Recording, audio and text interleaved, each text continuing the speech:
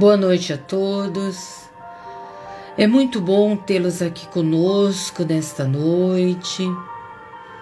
Noite onde falaremos, nos reuniremos para falar sobre a culpa e como ela pode impactar na nossa saúde, na nossa paz. Esse momento nós criamos para orarmos uns pelos outros para uma melhora espiritual. Boa noite, Mercedes. Seja bem-vinda. Nós estamos falando aqui do Centro Espírita Vovô Nestor. Boa noite, Danila.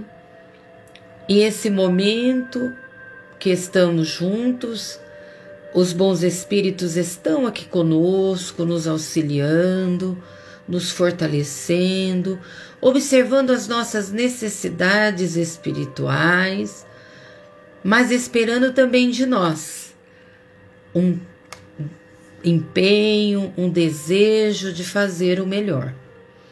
Então vamos iniciar a nossa oração, nos preparando para esse encontro, pedindo ao Senhor da vida que desça suas bênçãos sobre nós, para que superemos as nossas dificuldades, os nossos problemas, para que possamos compreender estes problemas como propostas de crescimento e de desenvolvimento. Queremos, Senhor, pedir-te sempre a tua misericórdia para todos aqueles que aqui estão, Senhor, e cada qual tem suas necessidades, os seus problemas, que tu possas ampará-los tanto quanto nos ampara. Fortalece o Senhor para a vida, para a caminhada. E que estas reflexões, Senhor, possam nos tornar melhor, mais compreensível a nossa existência e também compreendendo-nos melhor. Obrigada, Senhor, hoje e por todo sempre. Boa noite, Ellen. Simone, seja bem-vinda. No final, deixaremos aí um horário, para vocês poderem mentalizar, vibrar, orar para os seus, da sua casa, os seus amigos, para todos aqueles que precisam. Hoje nós vamos falar da culpa. Nossa, o que será que a culpa é, E qual é o seu grande malefício? Não é só um, é vários, A culpa traz para nós ansiedade, o vício do álcool, das drogas, gera também uma doença mental que é a esquizofrenia, nos leva ao suicídio, nos traz uma situação que é a maior doença do século, que é a depressão, também influi no desempenho sexual, tudo deriva em muitas ocasiões da culpa. Não, e o que deve ser culpa, Primeiro, a gente precisa entender o que é responsabilidade, Então, a responsabilidade por dano, por algum mal, um desastre causado a outrem, e uma consciência penosa de ter descumprido uma norma social ou um compromisso afetivo, moral, institucional, assumido livremente. O que seria isso? Primeiro, somos todos responsáveis pelo bem ou mal que praticamos. Essa é a primeira consciência que nós devamos ter.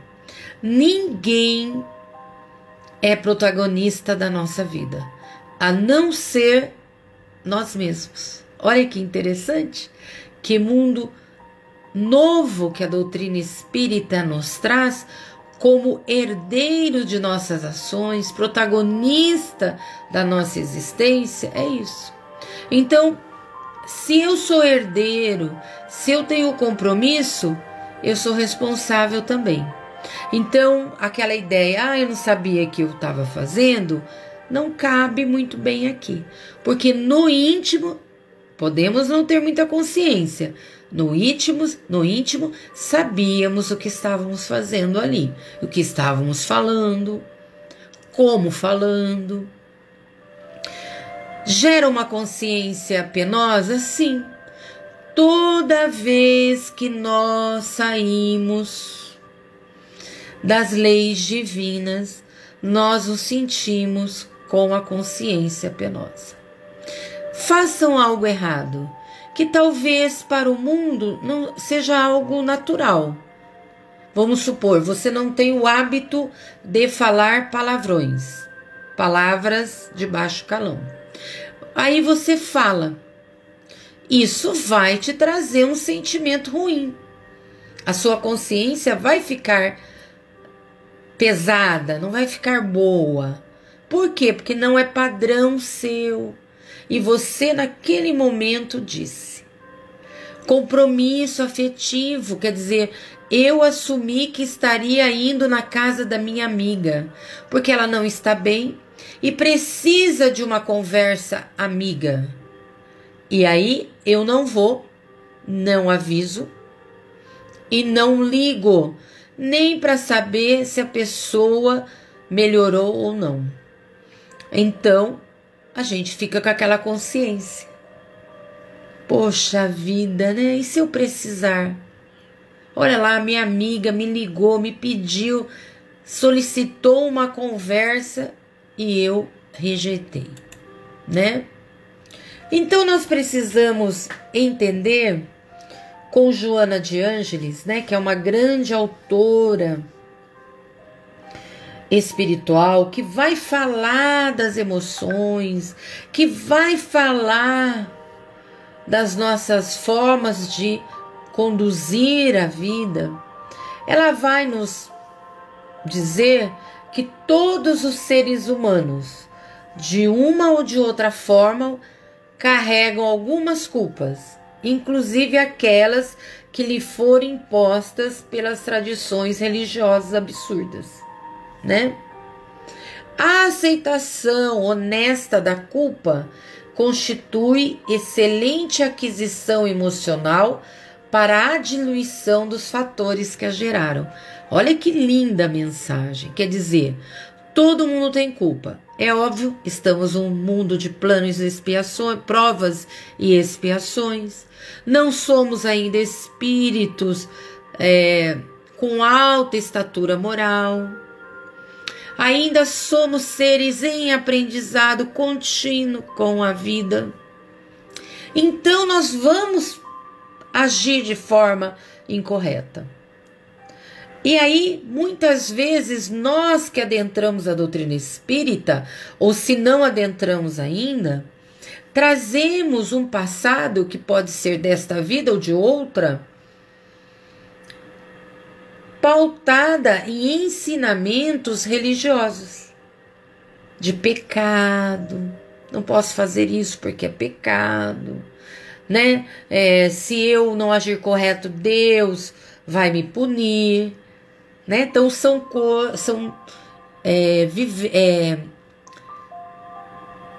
verdades, entre aspas, que trazemos dentro de nossa alma e que confronta com o nosso modo de viver nesta vida. E aí o que acontece? Ficamos com culpa. Eu não posso agir de determinada forma porque aquilo não é bem aceito socialmente dentro da minha religião. Por isso que nós estamos numa doutrina libertadora. numa doutrina que não tem dogmas, uma doutrina que diz para todos nós que podemos fazer o que quisermos, mas também seremos responsáveis por tudo o que fizermos. Olha que lindo! Agora, um outro passo muito interessante, conforme nos orienta Joana de Ângeles, é aceitar a culpa. Puxa vida, errei mesmo. Não foi boa a minha atitude. Quer dizer, eu vou ficar o quê? Em paz com a minha consciência. Eu vou me conhecer e dizer, isto eu não dou conta, eu não sei fazer direito. E aí eu começo a viver aquele atrito interior. O que é aquele atrito interior? Aquilo que eu preciso ser e aquilo que eu sou. E aí eu vou refletindo sobre as minhas atitudes e vou tentando mudá-las, alterá-las, para que eu não erre tanto, para que eu não tenha tanta culpa. Agora, se você reprime a culpa, ignora, eu sou assim mesmo, essa é a minha maneira de falar, de ser, eu não quero nem saber, né? A gente traz ela para dentro. Ela vai ser agasalhada por nós, porque nós temos as leis de Deus na nossa consciência. E aí essa culpa vai ficar ali, trazendo conflitos existenciais para nós. E vai gerando um sentimento de depressão, gerando tudo aquilo que eu coloquei lá atrás para vocês, né? Então eu ajo dessa forma, eu não posso mudar daquela forma, né? Porque eu não costumo me autoanalisar, que nos diz Sócrates, né? Porque ele leu lá em Delfos, né? Lá, me fugiu lá o nome, que era o Santuário de Delfos. Isso, agora já chegou. E aí, esse autoconhecer, ele é importante para quê? Para que eu não reprima, mas haja, né? Aí a gente fica, né, tentando esconder esta culpa, e aí a gente começa a ter autocompaixão. Eu sou um coitado mesmo, a vida minha não dá certo, né? Autocomiseração, é isso mesmo, a vida é assim mesmo, né? Porque eu não estou sabendo lidar, né? Agora, quando aí é Joana de Ângeles também. Quando esses sentimentos de culpa e vergonha não se manifestam com clareza, a falta de autoconhecimento, a raiva e a tristeza produzem distúrbios não só psicológicos, como igualmente de natureza física. Então a gente fica em forma de tensão muscular em muitas partes do corpo, dores generalizadas, angústia, que se acentua à medida que o paciente os nega ou tende a ignorá-los. Olha que bonito isso dela. Então muitas vezes a pessoa chega ao médico, ela não tem nada. É o emocional dela, é as atitudes dela que geraram um quadro clínico para ela. E a levaram em busca de remédio para curar as dores do corpo, mas essas dores procedem do espírito, né? A tal doença psicossomática. Então é muito importante cuidarmos da nossa evolução, porque a nossa evolução vai traduzir o que nós somos, né? Isso é muito importante. Então nós vamos soterrando. Quem está dizendo ainda é Joana de Ângeles. Nós vamos soterrando no nosso inconsciente esta culpa. E ela vai se fazer presente de alguma forma. Seja pela doença física, seja por um surto que a pessoa vai ter e ninguém vai entender. E aí, né, a gente vai vendo que a pessoa se torna, nesse caso aqui, há uma ironia, né? A pessoa começa a ser irônica, perversa, né? Aí a gente tem a autopunição também com a culpa, né? Também tem a ver com os erros que a pessoa não se avalia, né? E aí ela traz para si punições muito grandes. A insegurança também gera culpa, né? A insegurança geralmente é algo muito tormentoso, né? Tormentosa, né? Vó, não tem onde o Lucas ficar. Não tem onde o Lucas ficar. Desculpem, mas vocês sabem, estamos em casa, né? Todos temos netos. É a culpa, né? Que aparece também aqui para nós, né? Porque nós não estamos sós, né? Temos aí as nossas relações. Então, a insegurança também nos leva à culpa. A depressão é um sintoma da culpa. E uma outra coisa muito importante: dificuldade de relacionamento. As dificuldades de relacionamentos cultiva, olha, tudo é Joana, o mau humor, processa erradamente o que ouve, sempre considerando que todas as queixas e reprimendas, advertências e observações que o alcançam têm como meta censurá-lo, humilhá-lo, estigmatizá-lo. Olha só, a pessoa, ela tá num relacionamento, isso é Joana, e ela acha, né, que pela sua maneira de ser, ela se sente culpada pela sua maneira de ser, né?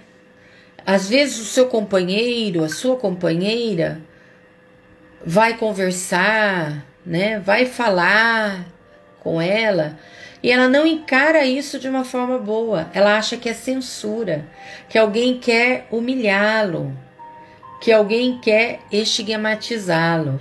Então nós precisamos tomar muito cuidado, muito cuidado. E vamos lá, né? A causa da culpa pode ser, né? Pode ser do passado e pode ser desta vida, da infância. Do passado é que geralmente em família nos reunimos, né, com aqueles detratores nossos do passado, ou aqueles a quem a gente fez mal, dos dois lados. Nos encontramos com os algozes e as vítimas.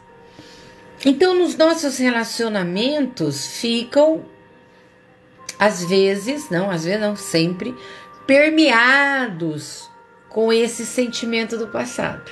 A gente ama, mas não confia.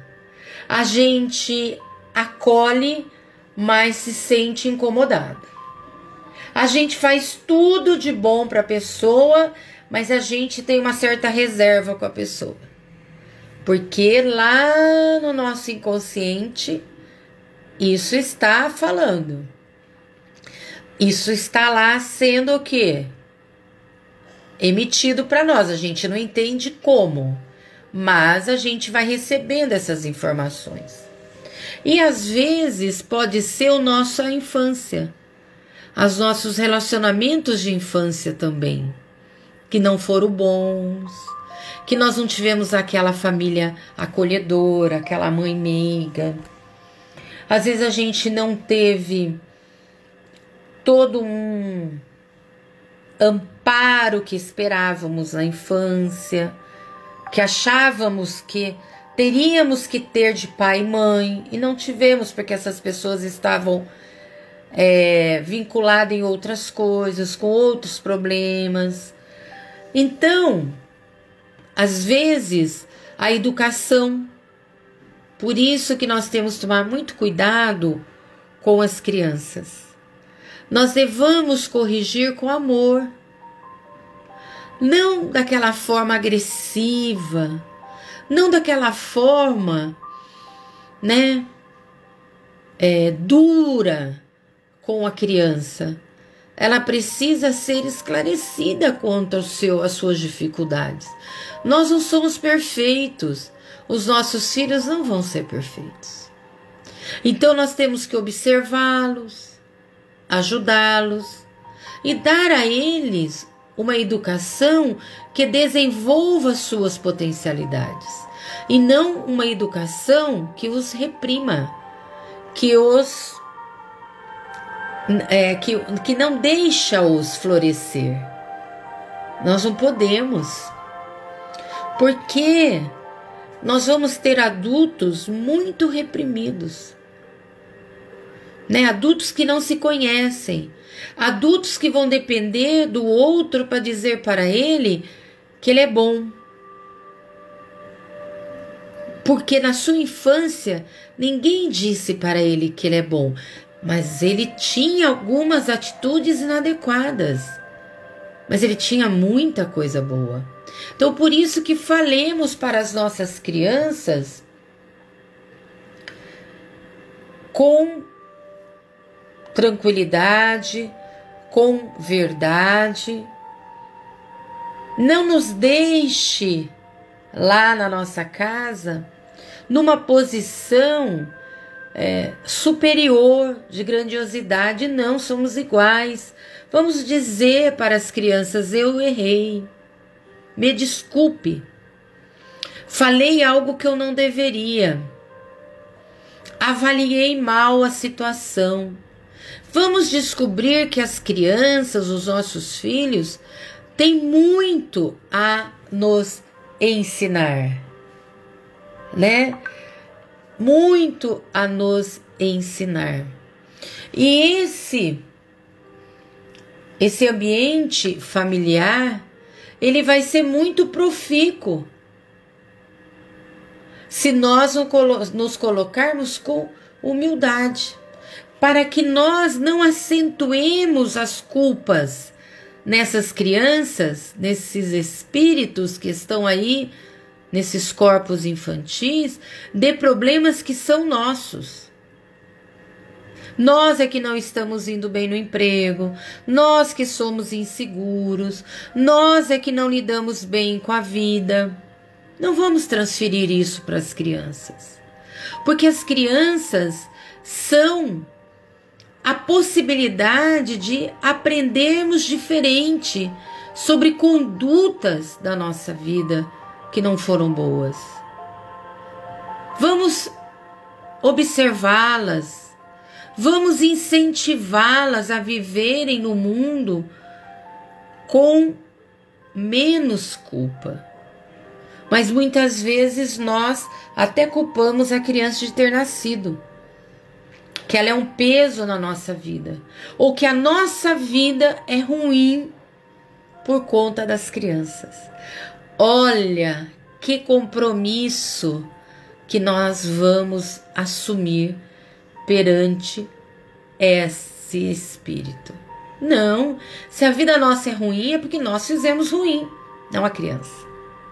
A criança vem com uma nova oportunidade de trabalho. E nós fomos aí corresponsáveis por isso. Então, essas são as causas da nossa culpa, né? Geralmente, né, aqui quem vai dizer para nós é a Joana de Ângeles, exige que a criança seja parcial e adulador. concordando com as ideias dos adultos. Não é assim? Criança é boa que obedece, que faz tudo o que a gente quer, que não fale nada que nos magoe, que sempre nos ama. E agora tem até uma questão muito complicada, né? Que os psicólogos estão aí identificando, é que nós, os adultos, queremos que as crianças nos amem. Então, muitas vezes nós estamos aí numa posição de amiguinhos das crianças e não de educadores. E queremos que essas crianças, né, nos aceitem, né? E aí não é bom, porque as crianças também nos avaliam, também sabem o que é certo e errado. E por que elas não nos intimidam? Porque elas estão ainda na condição infantil. Deixa ela chegar na adolescência, na fase adulta, se você não fez um bom trabalho com ela, né? Então vamos estimular as crianças a terem um pensamento próprio. E como que eu trabalho a culpa, né? Eu tive um ato equivocado? Ok, errei. Né? Eu vou ter o quê? Remorso. Né? Porque o remorso é quando eu identifico o meu erro. Ok? Só que eu vou precisar de coragem para reparar o erro. Né? Então, eu tenho que ter consciência e tenho que ter coragem para acertar esse erro, para sair dessa situação. E como nós podemos usar Jesus nesse momento como um grande companheiro para que possamos superar essas dificuldades? Ele disse que nós nunca ficaríamos sós, né? Que Ele está sempre ao nosso lado. Então vamos aproveitar-nos do Evangelho de Jesus, da doutrina espírita, e vamos praticar o autoconhecimento, vamos praticar o bem, vamos superar a nossa pequeninez e vamos caminhar. Então era isso que a gente queria falar hoje, e vamos agora orar. Nesse momento nós podemos pôr um copo d'água. Todos aqueles que pediram por alguém na hora da nossa prece, pode pensar nessas pessoas para que elas possam receber a ajuda necessária para ter paz, para ter saúde, porque a nossa proposta de agora era termos aí muita paz e muita saúde, né? Essa que é a nossa ideia com esta oração.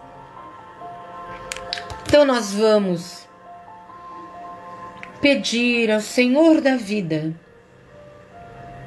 a Deus, nosso Pai Criador, para que as suas bênçãos caiam sobre nós, trazendo-nos a paz, trazendo-nos uma saúde espiritual, que possamos nos livrar de toda culpa, através do autoconhecimento, da reparação, que possamos ser otimistas, Senhor, perante a vida, que podemos, Senhor, superar o homem velho para o homem novo, se resplandecer. Senhor, queremos te dizer obrigada por tantas bênçãos que têm fluído de ti para nós. Que todos nós que aqui estamos envolvidos, Senhor, nesta oração, sinta a presença dos seus emissários em suas residências, suas vidas. Que todos aqueles que possuem irmãos necessitados, Senhor, recebam as suas bênçãos. Queremos, Senhor, pensar nos desempregados, naqueles necessitados do mundo. Que eles possam, Senhor, ter mãos carinhosas a envolvê-los. Queremos, Senhor, pedir continuamente as tuas bênçãos, hoje e por todo sempre. Abençoe, Senhor, esta água que aqueles que necessitam colocar para pôr o remédio que cada um de nós precisa. Obrigada, Senhor, hoje e por todo sempre.